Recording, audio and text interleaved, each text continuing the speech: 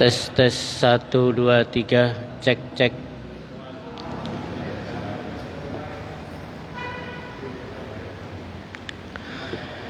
Assalamualaikum warahmatullahi wabarakatuh. Alhamdulillahilladzi arsala rasulahu bil huda wa dinil haqq liyudhhirahu 'alad dini kullih wa kafa billahi shahida. Asyhadu an la ilaha illallah wahdahu la syarikalah wa asyhadu anna sayyidana Muhammadan abduhu wa rasuluh. Allahumma salli wa sallim ala nabiyyina Muhammadin wa ala alihi wa ashabihi ajmain.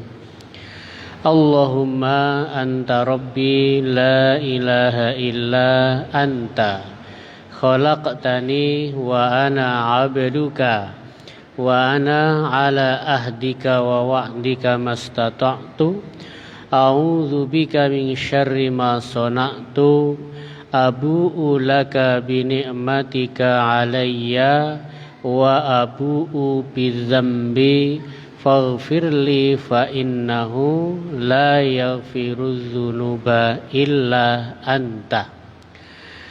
Hadirin bapak-bapak sekalian, jamaah salat maghrib al-mutakin yang dirahmati Allah Subhanahu wa taala. Alhamdulillah, segala puji hanyalah milik Allah Subhanahu wa taala. Salat dan salam tak lupa pula kita aturkan kepada junjungan Nabi kita Muhammad sallallahu alaihi wasallam. Malam hari ini kita akan melanjutkan pembacaan kitab fikih Bulughul Maram, masih terkait bab salat. Ya. Adapun hadis yang kita baca pada malam hari ini, yang pertama adalah yaitu tafrijul yadaini fis sujud, yaitu merenggangkan kedua tangan ketika sujud. Jadi ketika sujud tangan itu direnggangkan. Maksudnya apa? Maksudnya dijauhkan dari perut, lambung ini ya, namanya renggang. Wa an ibni Buhainah radhiyallahu anhu, dan anna Nabiyya sallallahu alaihi wasallam kana idza shalla farraja baina yadayhi hatta yabdua bayadu ibtaihi, muttafaqun alaih. Dari Ibnu Buhainah, semoga Allah meridhoinya, bahwasanya Nabi sallallahu alaihi wasallam apabila salat, beliau merenggangkan kedua tangannya, direnggangkan. Ini sujud ya, ketika sujud. Hatta sampai apa? Sampai kelihatan yaitu putihnya ketiak, ketek ya. Maksudnya kelihatan gitu ya. Berarti direnggangkan gini ya, tidak begini ketika sujud. Maksudnya ketika sujud ini direnggangkan sehingga apa? Kelihatan putihnya ketiak ya. Itu ketika sujud. Itu kalau sendiri. Kalau jamaah enggak bisa. Jamaah kan kanan kiri kan, nah, nggak bisa ya. Kalau jamaah kan, jamaah terbatas, jadi nggak bisa. Nah, nanti malah justru nyikut temannya kalau begitu. Apa? Nah, nanti bukan tenang, malah temannya, tetangganya nanti malah menderita. Ya, tapi intinya itu ketika sujud apa? Tangannya kedua tangannya direnggangkan. Farroja.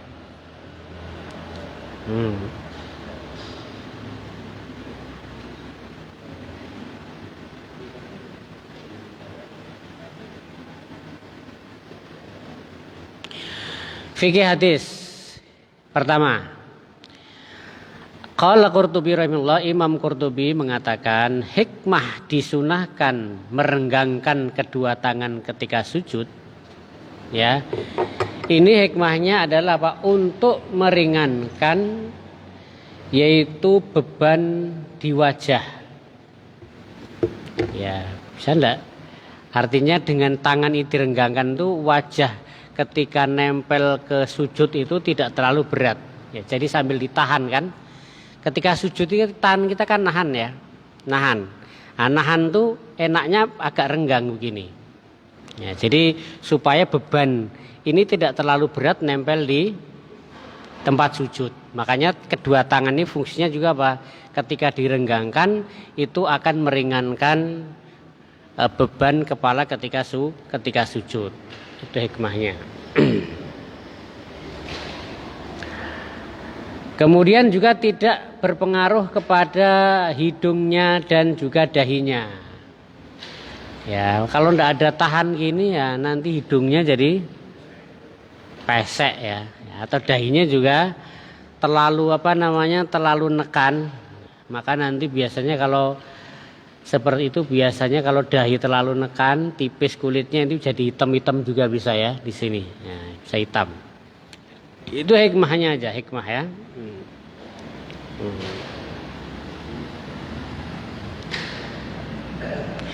Kemudian yang selanjutnya disunahkan bagi orang sholat itu untuk tadi merenggangkan, mengangkat yaitu kedua siku, menjauhkan kedua siku dari lambung sini ya. Nah, jadi ketika sujud tidak nempel, ya kan? Ketika sujud ini tidak nempel tapi dijauhkan, ya, gitu ya, dijauhkan seperti itu. Itu sunnah ya. Ya. Sebagaimana riwayat Ahmar dari riwayat yang lain, bahwasanya Nabi Sallallahu Alaihi Wasallam apabila sujud beliau menjauhkan apa? Adud ini ya, lengan ini ya. Ya, itu dari apa? Dari perut, dari apa? Lambung sini. Nah, dijauhkan ketika sujud. Kemudian di sini juga disunahkan untuk merenggangkan jari-jari. Jadi ketika sujud nanti ini tidak rapat gini tapi direnggangkan dikit. Nah, begitu. Tapi tidak banyak-banyak. Nah, tidak seperti itu enggak. Nah, gini ya. Tapi tidak rapat juga. Ketika sujud ya, posisi sujud tidak rapat. Ya, tapi juga tidak terlalu renggang banget. Karena nanti kalau renggang banget seperti ini, nanti ini menghadap kiblat, nah ini tidak menghadap kiblat ini. Nah, ini juga sama. Maka diharapkan tuh ketika sujud jari-jari ini juga menghadap ke kiblat. Maka jangan terlalu renggang, tapi jangan rapat betul. Tapi ya sedikit gitu ya. Ya sujud.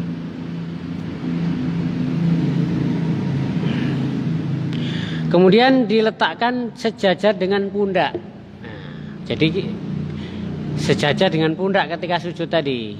Ini ya. Lah. Bisa dipraktekkan Pak Sarip kali. Sejajar dengan pundak ketika sujud. Ketika sujud tangan itu sejajar dengan pundak kan? Ya, boleh. Biar kelihatan. Ya. Ya, sejajar dengan pundak ya. Dan ini menghadap ke kiblat ini. Ini menghadap ke kiblat. Ininya ya, jari-jarinya ini juga menghadap ke kiblat ya. Ya, sejajar pundak ya, biasa sudah ya. Tidak rapat, juga tidak terlalu renggang, tapi sedikit renggang. Kemudian juga mengangkat perutnya. Jadi perutnya diangkat. Artinya agak dijauhkan perutnya ya. Nah. Itu belum ada. Itu kalau bangkit dari sujud ya. Itu bangkit dari sujud kan. Iya, kalau sujud ini seperti ini. Ini.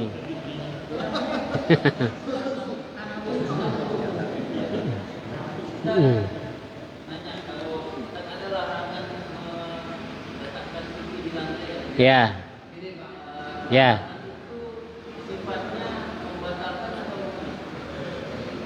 Tidak sampai membatalkan ya. Tidak sampai membatalkan.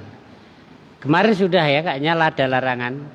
Ya, tidak sampai membatalkan dan itu wallahu makruh kayaknya kemarin ya. Tidak sampai haram juga, makruh larangan. Tuh. Ya, ketika sujud tidak boleh apa? Meletakkan kedua tangan seperti hewan. Hewan itu kalau duduk itu kan begini kan? Nah, yang kaki depan itu kan begini. Seperti anjing itu lihat ya. Anjing itu kalau duduk dia kan tangannya dari siku sampai sini diletakkan. Nah, itu ketika sujud tidak boleh, dilarang. Diangkat seperti ini, diangkat.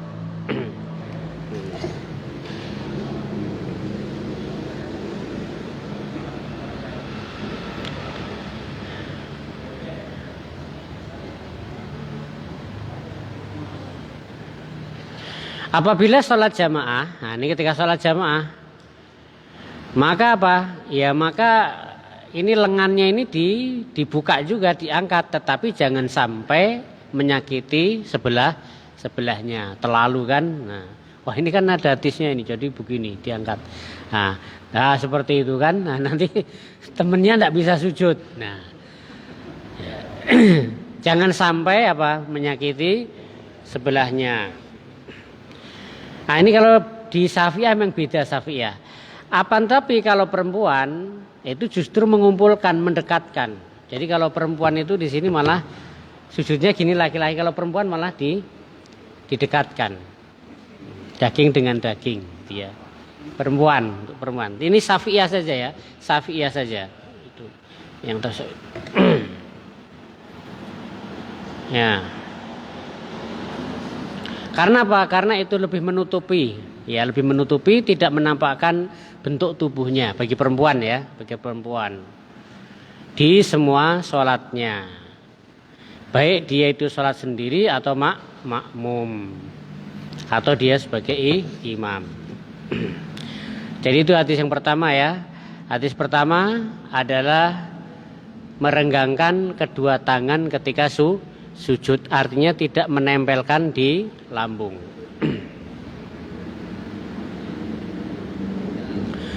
Kemudian yang selanjutnya, wad'ul kafaini wal mirfaqaini fi sujud. Meletakkan kedua telapak tangan dan kedua lutut ketika sujud. Wa anil Bara' bin Azib dan radhiyallahu anhuma qala Rasulullah sallam idza sajadta fad'a kafaika warfa mirfaqaika, rawahu Muslim. Dari Bara' bin Azib, semoga Allah meridhai keduanya, qala dia berkata, qala Rasulullah sallam, Rasulullah sallam bersabda, idza sajadta, apabila kalian sujud, fadok kafaika, maka letakkan dua telapak tanganmu, warfa mirfaqaika, dan angkat kedua sikumu. Nah, ini masih berkaitan dengan sujud, rawahu Muslim. Kafaik itu ini ya, kafun itu ini berarti telapak tangan itu kafun. Ketika sujud letakkan dua telapak tangan dan angkat dua sikumu. Fikih hadis pertama, disunahkan ketika sujud untuk meletakkan dua telapak tangan terbentang di atas bumi atau di atas lantai. Dengan cara apa? Dengan merenggangkan jari-jari sedikit. Nah, merenggangannya dikit, tidak banyak ya, dikit aja. Tadi sudah direnggangkan dikit ketika sujud. Ya, kira-kira tidak sampai seperti ini kemarin tadi ya. Ya, tidak begitu. Kemudian apa? Dan jari-jarinya itu dihadapkan ke Ka'bah, ke kiblat. Ya, makanya jangan terlalu renggang. Ya, kalau renggang nanti ini tidak ke kiblat, Nah, maka seperti ini. Ya, biar menghadap kiblat semua ketika sujud. Dan disunahkan bagi orang sholat untuk meletakkan kedua telapak tangan tadi ketika sujud sejajar dengan pundak tadi, sejajar dengan pundak. Ya, pokoknya sejajar dengan pundak lah. Ya, betul. Kemudian yang selanjutnya disunahkan ketika sujud untuk mengangkat dua siku di atas bumi. Jadi jauhkan dari bumi. Nah, berarti tidak boleh nempel tadi ya, siku tadi ya. Dijauhkan, berarti diangkat. Siku ini ya, siku itu dijauhkan dari lantai. Sunnah hukumnya apa? Sunnah. Lawan sunnah berarti apa? Lawan sunnah makruh. Lawannya wajib haram. Lawannya sunnah berarti makruh. Nah, ini disunahkan untuk mengangkat dua siku dari menjauhkan dua siku dari lantai, gitu ya.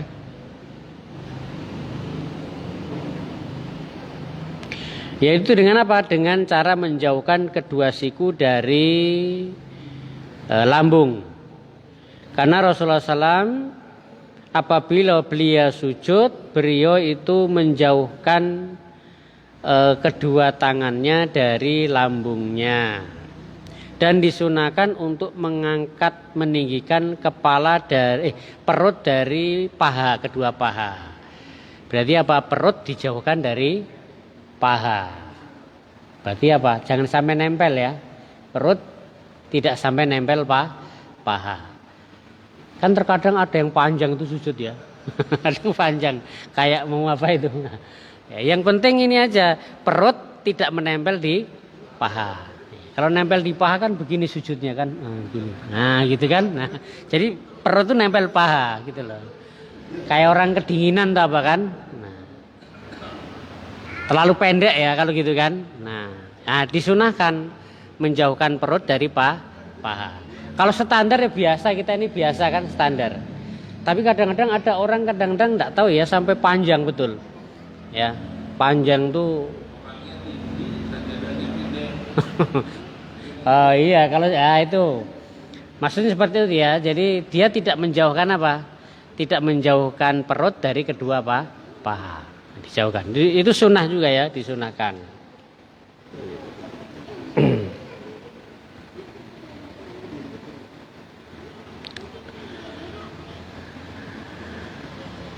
Nah, dan orang yang sholat itu memisahkan antara dua lutut dan antara tantar.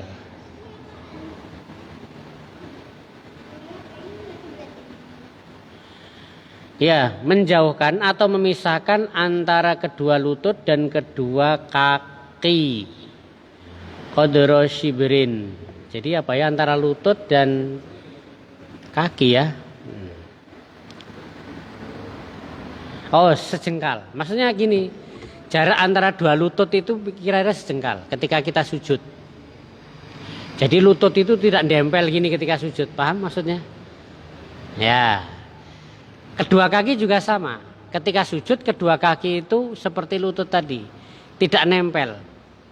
Kan ada kalau di sini kedua lutut tidak nempel ketika sujud. Tapi apa? Berpisah sekitar satu jengkal. Ya, seperti umumnya orang itu. Ya, ketika sujud jarak kedua lutut itu kira-kira satu jengkal. Jarak kedua kaki juga satu jengkal. Nah, kira-kira gitu lutut gitu kita sujud ya. Coba diperhatikan lagi, Ustaz. Pak Sarip. Nah. Bentar. Mas Yu mau sholat dulu. Ya, jadi disunahkan kedua lutut jaraknya juga kira-kira satu jengkal ketika sujud. Ya. Iya, enggak apa-apa sana. Lah maksudnya di antara dua lutut ini kira-kira satu jengkal. Nah, gitu. Ketika sujud, nah kaki juga sama belakang, satu jengkal juga. Ini nempel, ini tidak satu jengkal. Nah, seperti itu. Ya, kalau yang lengket itu ada juga yang seperti ini. Itu kalau tidak salah Hambali seperti ini. Ketika sujud nempel itu sujud. Ya, kalau di hadis ini tidak nempel. Ya seperti itu. Ya. Sama tangannya juga ya? Tangannya sudah tadi. Oh, sudah. Sejajar dengan pundak kalau tangan kan? Kalau itu sudah itu, Ustaz? Ya, sejajar sudah. Itu. Ya. Nah, itu sunnah ya. Jadi kalau di Syafi'iyah itu lutut itu jaraknya sekitar satu jengkal. Dua kaki ketika sujud juga satu jengkal.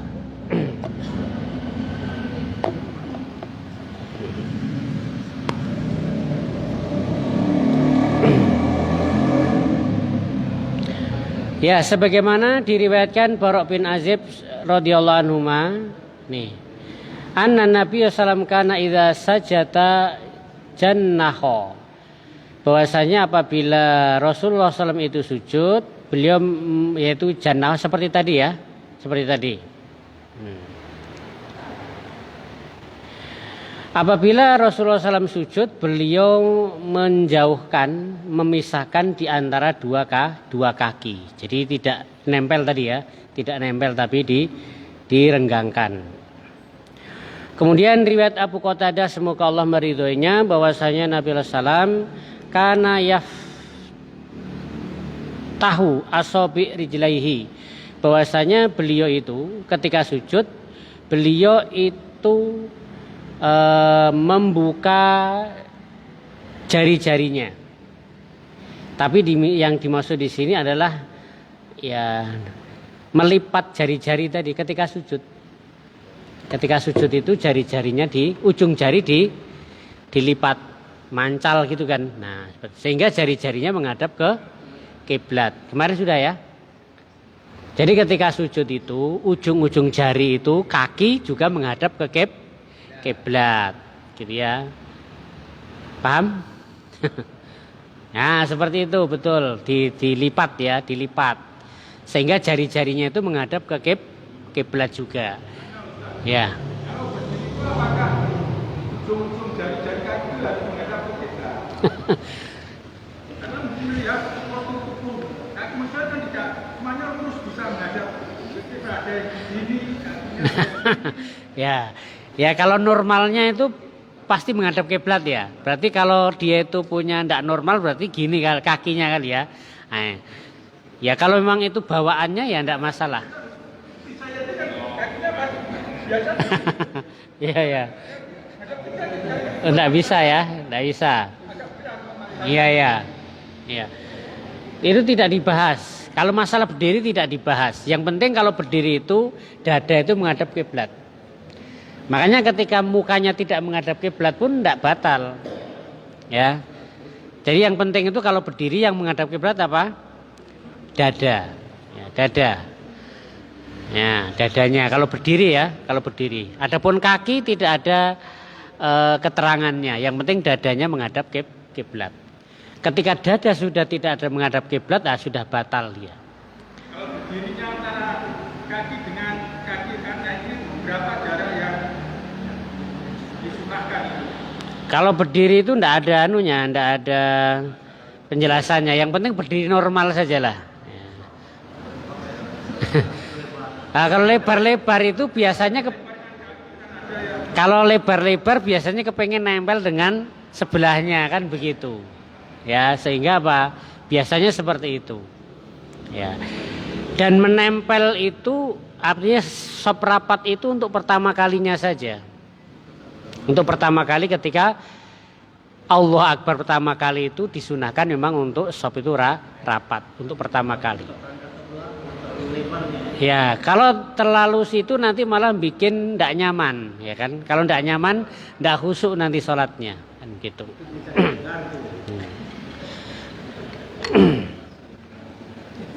Ya, jadi kalau berdiri intinya apa?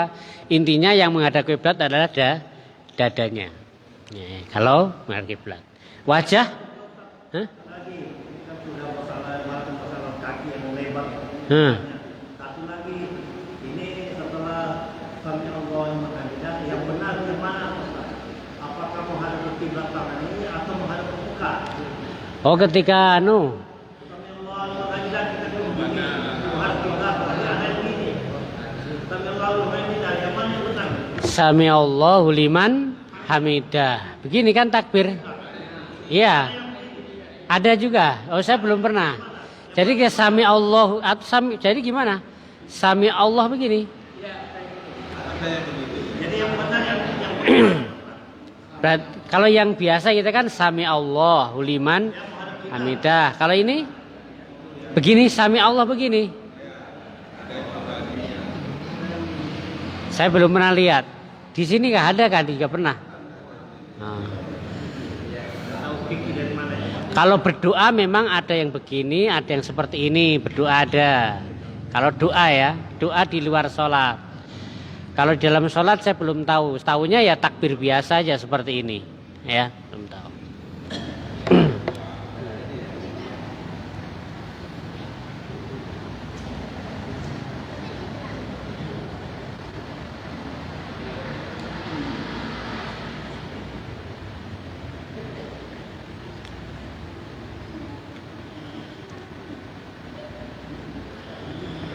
Ya, hadis yang selanjutnya.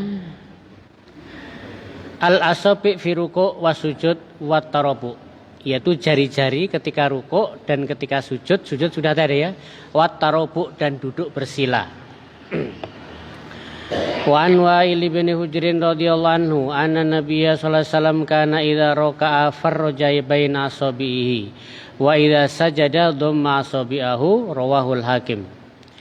Dan dari Wa'il bin Hujr, semoga Allah meridhoinya, bahwasanya Nabi SAW apabila ruku' farroja baina asabi, ketika ruku' Rasul itu farroja, merenggangkan jari-jarinya ketika ruku'. Berarti ketika memegang lutut itu jari-jarinya renggang, tidak seperti ini. Tapi juga tidak seperti ini. Nah, ingat ketika ruku' pun jari-jari juga lurus. Seperti tadi ketika sujud jari-jari itu menghadap ke kiblat. Nah, ketika rukuk juga sama. Jadi ketika rukuk itu ketika memegang lutut tidak terlalu lebar gini jarinya, tapi juga tidak seperti ini. Ya. Farroja itu merenggangkan. Nah, renggang sehingga lurus nanti. Ujung-ujung jarinya lurus ke bawah. Nah, kalau begini kan nanti ya kan beda. Ya, jadi seperti itu. Tapi tidak terlalu rapat juga. Agak renggang. Wa an Aisyah radhiyallahu anha, dan dari Aisyah semoga Allah meridhoinya, qalat, beliau berkata, Ra'aitu Rasulullah sallam, aku melihat Rasulullah sallam yusolli mutarabbian, beliau sholat dengan cara tarabbu. Tarabbu itu apa? Tarabbu itu bersila. Jadi kalau di riwayat Aisyah, istri Rasulullah itu pernah melihat suaminya sholat dengan apa?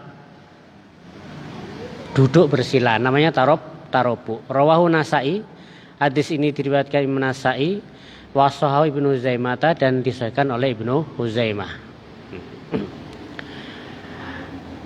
Apa itu tarabbu? Tarabbu itu gini, tarabbu itu menjadikan telapak kaki yang kanan ya di bawah paha yang kiri. Taruh sila ya, berarti apa? Telapak kaki kanan di bawah paha kiri. Ya. Iya kah? Itu namanya tarabbu. Dan menjadikan telapak kaki kiri di bawah paha. Bisa enggak? Bisa ya? Nah, bisa. Tarabbu itu namanya bersila. Praktekan. Sila, duduk sila. Iya, bersila. Iya, coba kalau biasa gimana biasa? Ayo udah kesana. Kalau biasa gimana? Ya, biasa ya. Kalau di sini tarabbu itu kaki kiri ya di bawah paha kaki kanan di bawah paha kaki kiri. Ya, begitu. Hah? Duduk itu duduk sila kan, tarabbu namanya. Yaitu menjadikan tarabbu itu telapak kaki kanan di bawah paha kaki kiri, ya. Dan telapak kaki yang kiri di bawah paha yang kanan. Bisakah? Bisa ya? Bisa. Itu namanya tarabbu. Kalau kita yang namanya sila ya, duduk sila. Sudah, makasih. Dan apa? Dan kedua telapak tangan di atas kedua lututnya. Jadi itu sila, nah, sama ketika gini. Itu kalau sholat dengan cara duduk bersila seperti itu. Ya, telapak tangan di atas kedua lututnya. Bersila itu berlaku untuk sunah atau untuk sholat wajib? Kalau sholat wajib itu rukun itu berdiri, wajib berdiri bagi yang mampu, rukun. Ya, Berarti kalau sunnah tidak boleh ya, kecuali kalau dia tidak bisa berdiri. Karena berdiri itu salah satu rukun sholat. Ya, kalau dia mampu berdiri kok duduk, sholatnya tidak sah.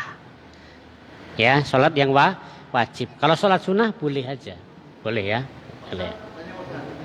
Kalau sholat misalnya nggak pakai soli itu apa? Usolli di sini atau di sini? Ya, niat itu sepakat, niat itu di dalam hati. Niat di dalam hati. Nah, kalau usolli itu namanya melafalkan niat.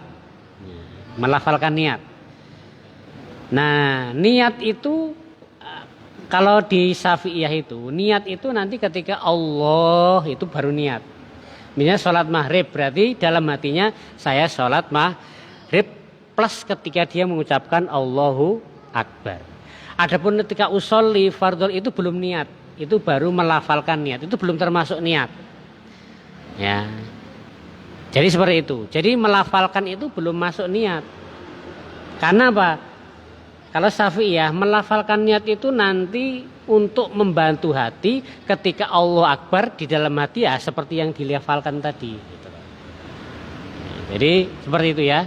Jadi niat itu tetap dalam hati. Kalau mau melafalkan usolli itu Syafi'iyah untuk apa? Supaya ketika Allah itu hati tadi bilangnya seperti yang diucapkan tadi.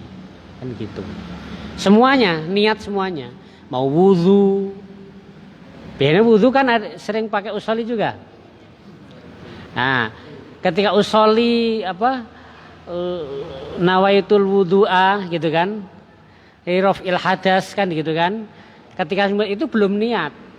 Nanti niatnya kapan? Niatnya ketika pas membasuh. Nah, ini pas niat itu di sini. Kalau salah lafal ya yang dinilai di dalam hatinya, bukan yang lesannya. Yang nilai adalah hatinya. Jadi niat itu maksudnya itu satu dengan di dalam hati. Niat itu sepakat ulama tempatnya dalam hati. Tapi ada niat, katanya ada niat yang harus diucapkan. Nah itu haji. Haji. Itu haji. Ya, umrah haji. Umrah haji itu harus dilafalkan. Nah Syafi'iyah itu mengkiaskan seperti itu. Dikiaskan ketika sholat juga seperti itu kan begitu dalam haji umroh. Ya. Tapi intinya sepakat niat itu dalam hati. Yang menjadi perbedaan bagaimana kalau diucapkan. Nah, Syafi'iyah mengatakan mustahab, dianjurkan untuk apa? Untuk membantu hati nanti ketika akbir Allah Akbar itu seperti itulah niatnya kan begitu. Sementara yang lain ya niat itu dalam hati. Kalau mungkin hatinya sudah mantap tidak perlu diucapkan seperti itu. Ya, fikih hadis ya tadi.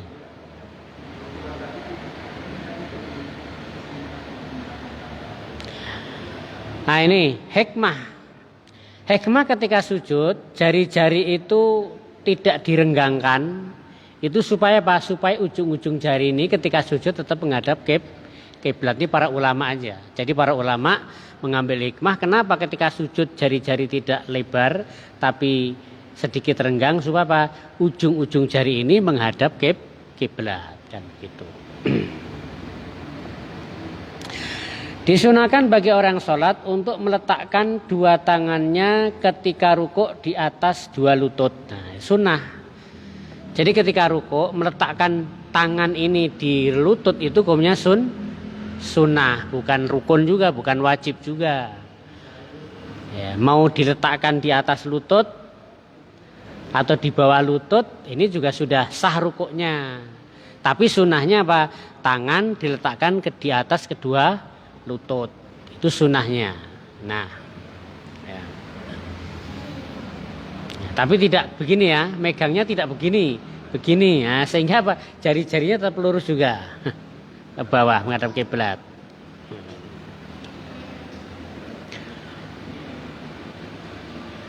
Dan memegang kedua lutut, ya, jadi memegang kedua lutut, kedua tangan tadi. Wa yufarriqu asabi'ahu dan direnggangkan ke jari-jari tadi, ya, dan dihadapkan menghadap ke kiblat, gitu.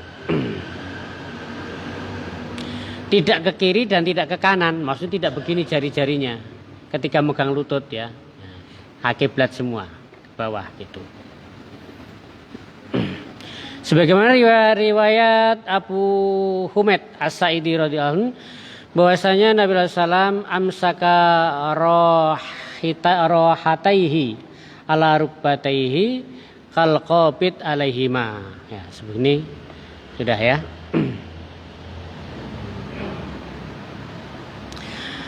Apabila orang yang sakit, sholat itu sakit, maka boleh dia sholat dengan mutarobian. Mutarobian apa? Duduk bersila. Kalau sakit, boleh. Tadi, kalau sakit, duduk bersila tidak sedekap. Tapi tangannya di atas dua lutut tadi. Ya, kalau sakit. Kalau duduk bersila ya.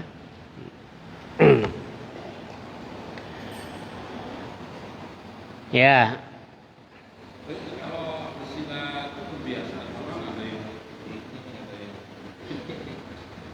Ya, mungkin ada hadisnya yang lain ya, hadis yang lain.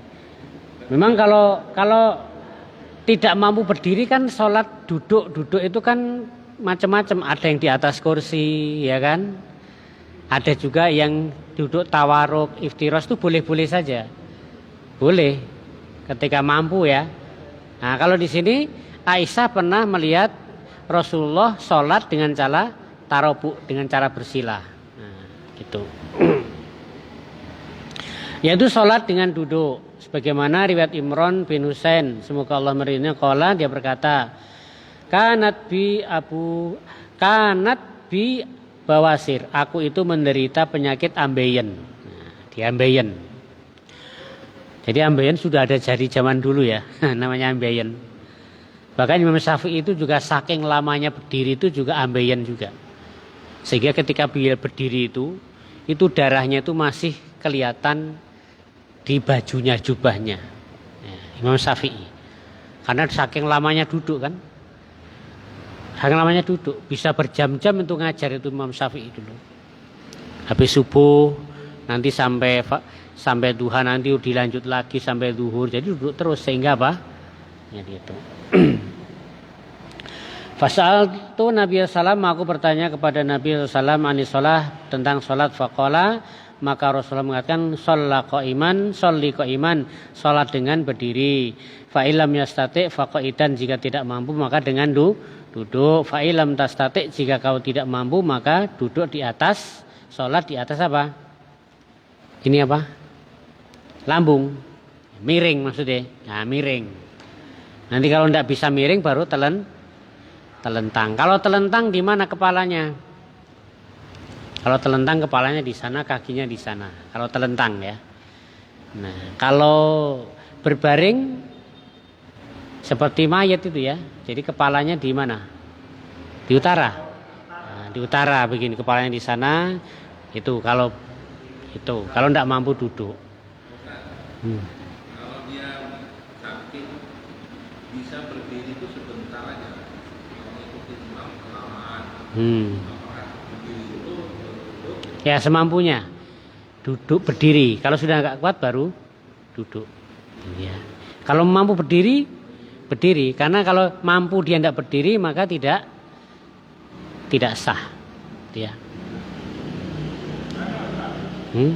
Masalah itu apakah orang yang memakai tangan palsu atau kaki palsu itu menyentuh yang bukan ukirnya itu apakah termasuk batal juga? Ya, itu berarti tangan palsu ya. Tangan palsu bukan bagian dari tubuh ya. Ya.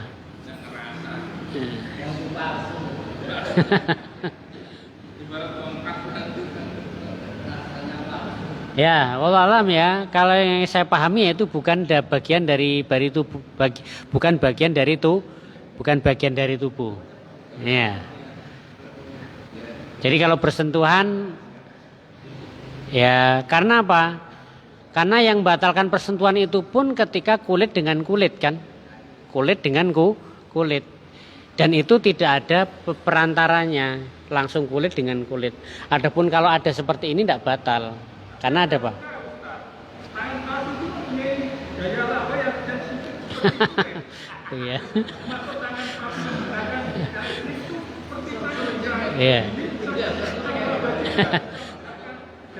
dari Iya, iya, iya. Ya, Allah alam ya, saya belum tahu kalau seperti itu. Tapi intinya yang kita pelajari, yang membatalkan itu ketika memang kulit dengan kulit. Kalau ada penghalang pun juga apa? Tidak batal ya, walaupun untuk kain dipakai tidak batal.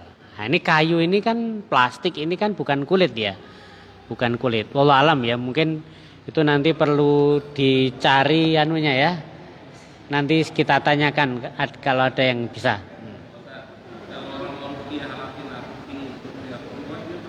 Kaos tangan ya, ya pakai kaos tangan supaya tidak langsung bersentuhan ya kulit dengan kulit. Ya.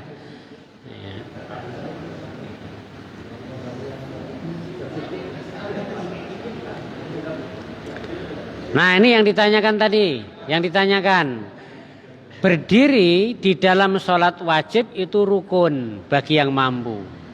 Nah, jadi kalau sholat wajib berdiri itu rukun. Jadi kalau dia itu mampu berdiri kok sholat dengan duduk, batal sholatnya. Sholat wajib ya, sholat wajib. Padahal dia mampu. Jadi berdiri di dalam sholat wajib itu rukun. Ya. Musafir.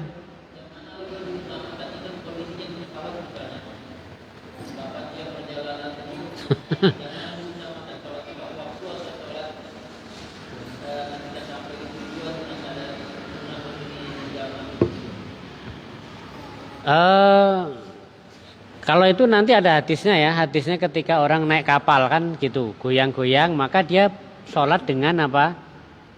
Semampunya. Artinya kalau berdiri jatuh ya dengan duduk. Kalau Syafi'iyah tetap sholat saat itu, tapi nanti terus diganti. Karena itu sholat untuk menghormati waktu saja.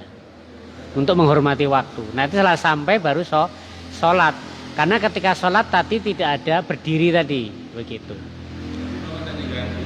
Tapi itu bisa disiasati dengan jamak, bisa juga. Ya kan? Bisa disiasati dengan jamak. Nah, gitu. Bisa dengan jamak. Udah nanti sholatnya setelah mendarat, berarti nanti dijamak kan gitu kan. Bisa jamaknya itu sebelum naik pesawat atau setelah nanti sampai tujuan. Kan begitu.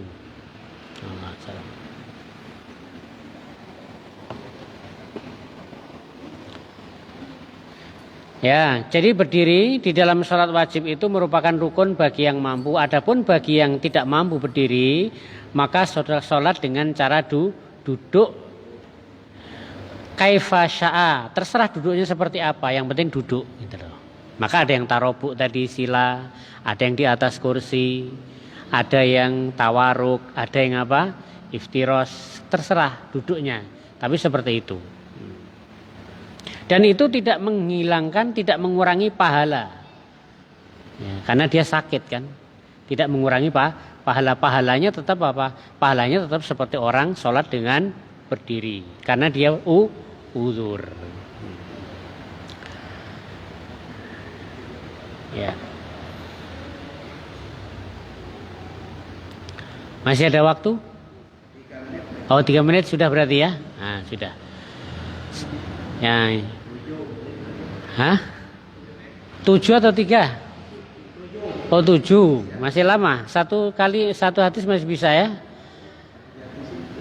Ya, satu lagi kalau 7.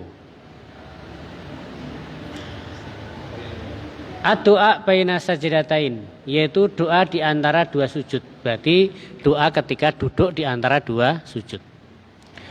Wa an Ibnu Abbasin radhiyallahu anhuma anna Nabiyya sallallahu alaihi wasallam, dan dari Ibnu Abbas semoga Allah meridhai keduanya bahwa sesungguhnya Nabi sallallahu alaihi wasallam kana yaqulu baina sajdatain, beliau berdoa di antara 2 sujud, Allahumma gfirli warhamni wahdini wa'afini warzuqni.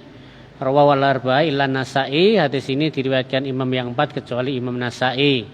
Wa lafdhu li Abu Dawud, dan lafaz ini dari Abu Dawud. Wasahu al-Hakim, dan disahihkan oleh Imam al-Hakim. Kadang terbalik-balik ya. Allahumma gfirli warhamni wajburni wahdini warzuqni.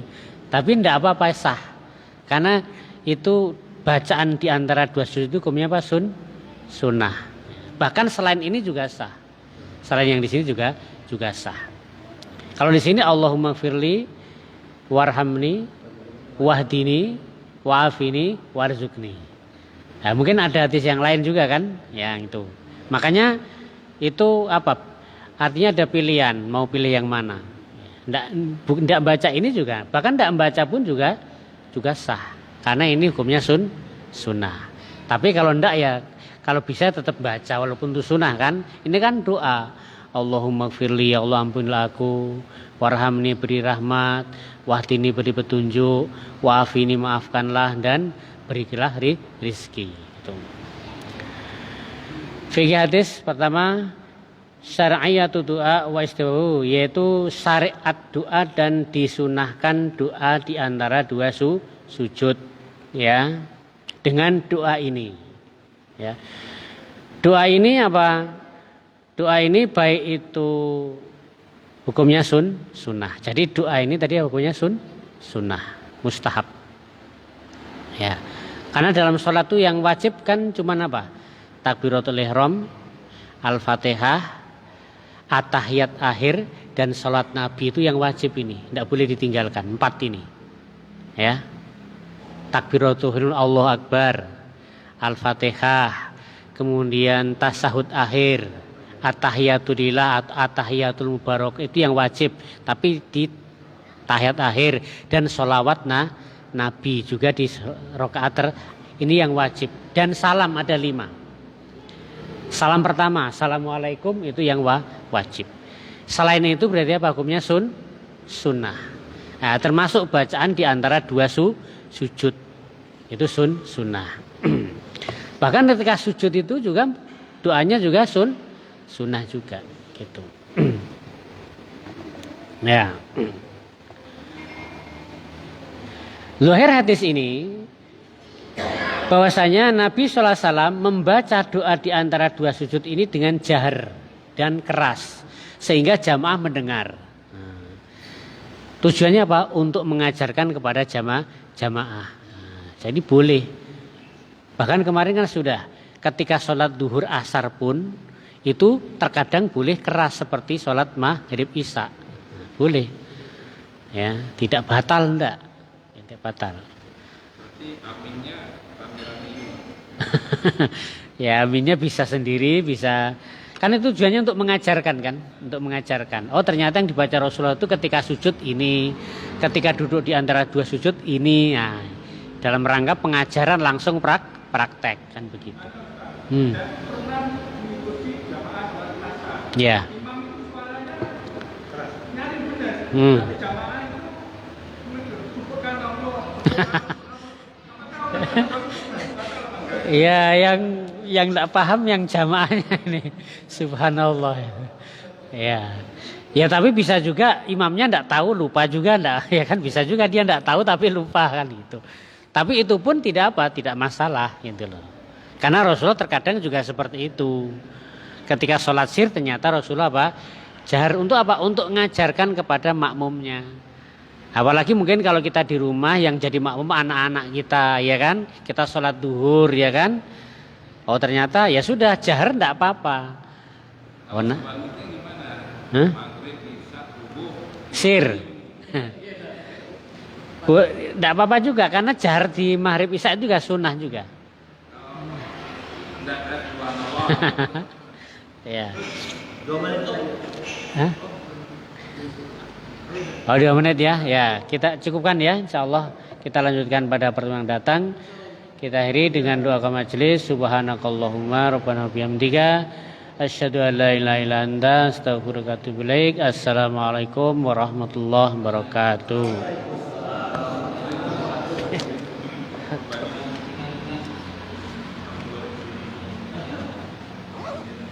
Terima kasih. Sama.